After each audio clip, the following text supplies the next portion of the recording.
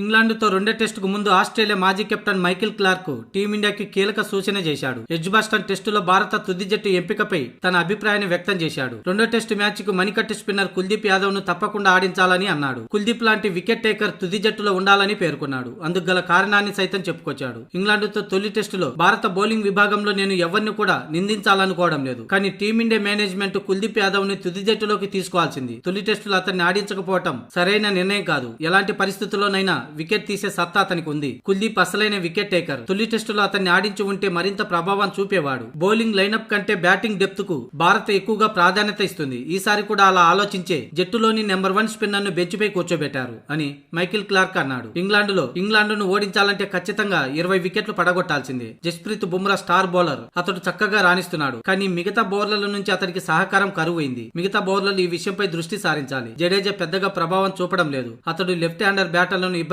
పెడతారని అనుకున్నారు, కానీ అది జరగలేదు. దీనిపై టీమిండియా ఆలోచించుకోవాలని ఆస్ట్రేలియా మాజీ కెప్టెన్ తన అభిప్రాయాన్ని వ్యక్తం చేశాడు.